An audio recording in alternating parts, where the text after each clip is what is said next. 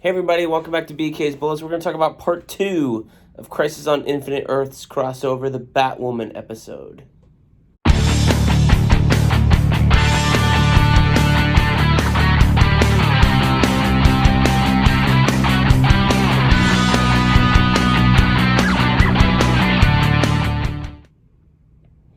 Hey everybody, and welcome back to BK's Bullets. As always, I'm your host, Brent Casina. We're talking Crisis on Infinite Earths part 2. This is Monday night's episode of the crossover, the regular Batwoman slot. And as such, we have a focus on Batwoman and her kind of side characters. And we get introduced to Bruce Wayne in this weird universe and stuff. And overall, I felt this was a better episode than the first one. It didn't have as many of the fan service moments that the opening of the first one did, but I thought overall it was a much more solid episode. The first episode, we had a lot more with Clark and Lois and Argo City and the will they won't they of them surviving, and then, they do. And I was like, I should have talked about this the last video I did, but whatever.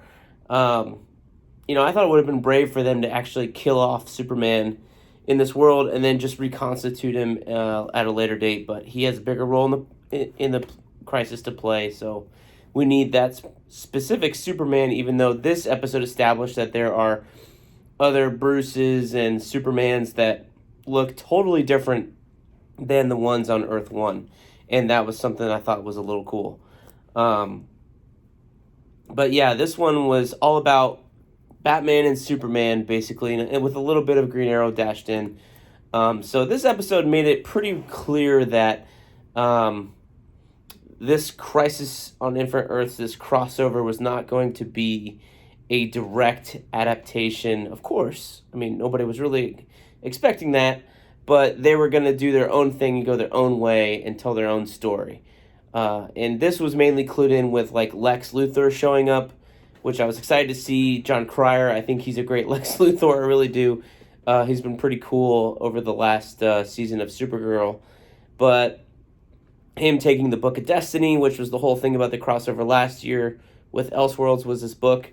And, him trying to kill all the different Superman throughout the multiverse is also a problem. So now you have, like, the A plot of the Crisis, and then I guess the B plot for this episode was Lex stealing the book. So I thought that was a little neat, but it made it clear, like, okay, we're going to have a little bit of each of these, maybe almost every episode, maybe not towards the end, but we'll see. So they are going to tell their own story and do their own thing and use their characters the way they want them to, which they have every right to. And I think when you do that in general, it typically makes a better story. I'm not a fan of slavish or slavish, I don't know the correct pronunciation, but, adaptations that are slaves to the material, like the Watchmen movie from 2005 or 7 or something like that. Like, it's an okay movie, but it definitely doesn't do itself any favors because it reveres the material as, like, gospel. Whereas you have the 300 movie, which came out before then. That was 2005. That was also a slave to the source material, and that movie turned out great. So it can and it can't be, like, the same thing. But I think if you're doing, like, a direct adaptation and you're, like, starting from ground zero for the story, then yeah, you should be slave to the material most times, I think. But if you've already got an existing universe and you're adapting something, or you want to pull in elements here, there, everywhere into your story, I think it better serves your story to truly adapt it and change things and tweak things and throw in things that you want to do in your crossover that set up future stories.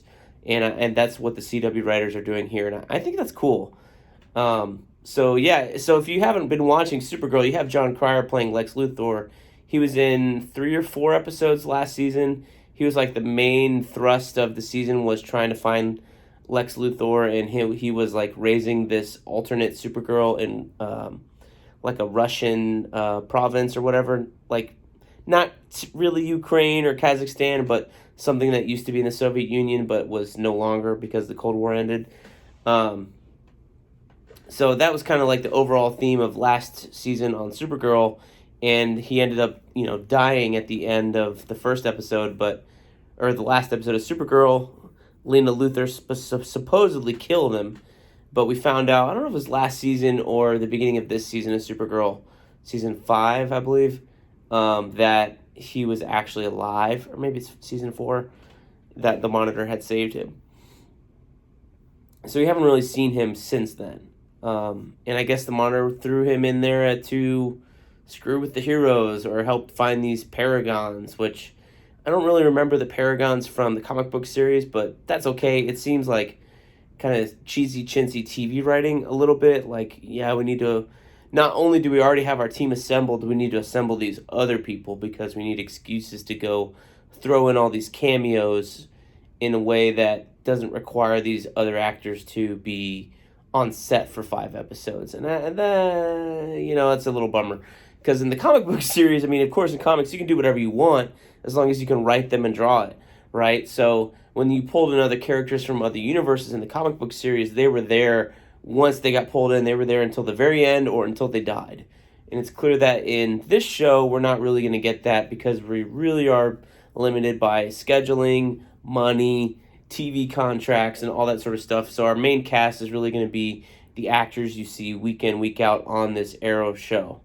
And, we're going to get some fun things like the Tom Welling moment here I thought was really, really cool because I was watching it and then I liked it. Lex Luthor showed up and he was like, oh, I didn't expect the president to stop by. So, it's kind of throwing a reason why they didn't get Rosenbaum in, I guess. But, when all that stuff was going down, when they said that Tom Welling's coming back and so is Erica Durant in the same scene, everybody's screaming about Michael Rosenbaum, Lex Luthor, all that stuff.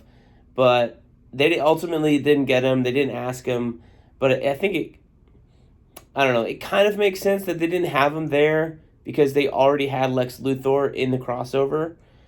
And I know that sounds superficial and hypocritical because we have multiple Supermans. We had multiple Green Arrows last episode. We're going to have multiple Flashes. But if you already have a Luthor being a villain, do you really need another one at the same time? I don't know, man. It could be money. It could be TV contracts. I have no idea. What I do know is we got Erica Durance and Tom Welling. I don't know why I'm so tired. On the Smallville farm, again, almost 10 years later. From when that show ended, and that was a really cool thing to see. I did kind of guess in my head once the kryptonite popped out and he didn't even blink. I was like, did he give up his powers? Because that seems like something that Smallville Clark would do. Now, if you watched all 10 seasons of Smallville like I did, and you suffered through some of them, as well as Clark, that he kind of, he wanted to help people, but at the same time, he really didn't want to help people sometimes. That Clark would much rather be normal human being and not have the powers.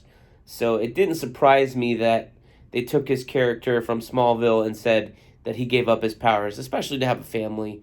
And we've kind of been seeing that with Supergirl last season, this season, with that Superman leaving to go to Argo City where there's a red sun so he could actually not be Superman and blow up his wife when, they're trying to conceive. If you've seen that theory, go Google it if you haven't, if you know what I'm talking about. But he loses his powers and he can conceive with Lois, and that's why we have little baby Jonathan right now. That Supergirl Superman, the guy played by Tyler Hoechlin, I think his name is pronounced. Anyway, so I thought the Smallville thing was cool. I would have liked to have seen some other actors, maybe you get Pete Ross in, if Chloe wasn't in jail or something like that. That would have been cool, but, things being what they are, it was a fun little throwaway thing.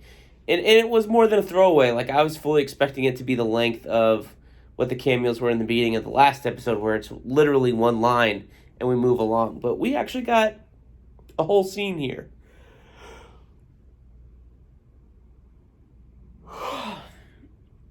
I think when you talk so fast and you don't breathe, You end up yawning to get more breath, maybe. Anyway, um, I like that scene. I don't know if you did, but I really enjoyed it. The other thing I liked was the Bruce Wayne scenes with Kevin Conroy, and he had a bigger role than I thought. Like I thought his role would be similar in length to Tom Welling's, but he actually had a little bit more to do. Him turning into Batman that killed people and stuff like that is not all that surprising to me, I guess. Them using that to find the paragon of courage in Kate was kind of lame. You know, we all knew, I think, that they're really trying to push Batwoman on us, is really what the reality is. I've watched 4 or 5 episodes of her show, not really enjoying it or any of the characters as much as I do like Flash or Arrow or Legends is a lot of fun. Or Black Lightning is, really cool and has interesting characters and plots and themes. But Batwoman's just kind of like meh. So they're really trying hard to push Batwoman, and that's apparent here. And it was the Batwoman episode, so that's why we had a little more with Bruce Wayne, I guess, with Kevin Conroy, with Luke Fox.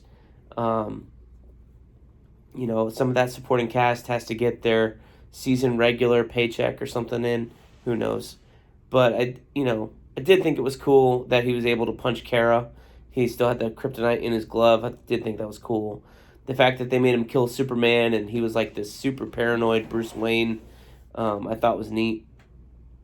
But I think the best thing from this episode was Brandon Routh putting the Superman suit back on as this Superman. He wasn't really like Kingdom Come Superman, since Brandon Routh and Kevin Conroy were from different Earths, but they had a lot of nods to the comics, like the guy from Gotham that blew up the Daily Planet being the joke. That is really the Joker.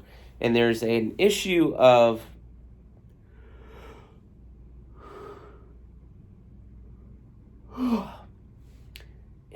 Justice Society of America.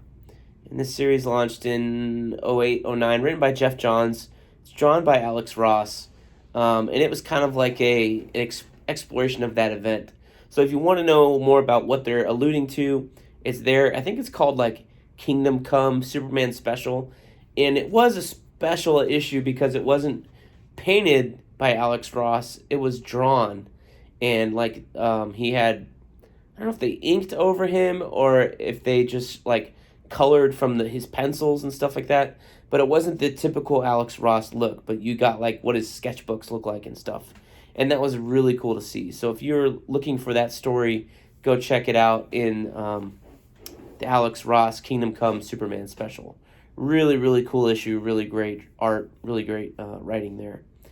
So Brandon Routh in the super suit. I'm in. Him having a joke of, I fought myself. That's not the first time I've had to fight an evil version of myself before. Like a throwaway line referencing possibly Superman 3. I thought was really funny. The suit looks great. The bright blue, the tones, like they're pretty much matching what they had in Superman Returns. And then them fighting in the air was really, really cool. Even though it was kind of like a time waste. And hopefully on the 3rd episode tomorrow night, we actually are moving the plot along forward of the actual crisis. And what the antimatter waves are. We did meet the Anti-Monitor at the end of this episode, so hopefully him and Harbinger will be more of a focus in the 3rd episode. So that would be interesting. But once tomorrow night ends, that's it. Like, that's all we get for 2019. And then we got to wait a couple weeks to get parts 4 and 5. So that is a little weird. But overall, I think this was a stronger episode than Supergirl, the first episode, because it was more focused on plot and characters. And it didn't have as many like throwaway cameos, even though those were a lot of fun and I really enjoyed them. I really think that this episode was stronger in terms of being an episode that told a story by itself. We didn't really talk about Oliver going into a Lazarus pit or anything like that. So who knows what's going to happen? Maybe he will come back by the end of the 5 episodes, only then to die again in the finale of the crossover or the finale of the Arrow series, whatever it ends up being. We have no idea. But it's kind of weird for them to go on this instead of like just focusing on the events at hand with the crossover and stuff. Like they have time to do all these weird side missions. Go find the baby in episode 1, or go try and raise Oliver from the dead in episode 2. It's just kind of weird, and it's like, Crisis was a big book. There's nothing you can pull in there from those 12 issues. There's so much going on. So it is a little strange that we're kind of delving into these side things, but, like I said earlier, I'm okay with it. I think the show is probably stronger for that than we think, because if we really got like a one-to-one adaptation of Crisis inside the CW verse, it might be a little bland. And these characters, they're writing these characters as they think they would act, and they're not necessarily the same characters we got in the comics, and you got to recognize that, and that's totally okay. So, Crisis on Infinite Earths Part 2. Tell me if you liked it. Tell me if you hated it. Thumbs up, thumbs down the video, whatever. Like, subscribe, all that stuff down below. And I will see you guys next time in the Funny Pages.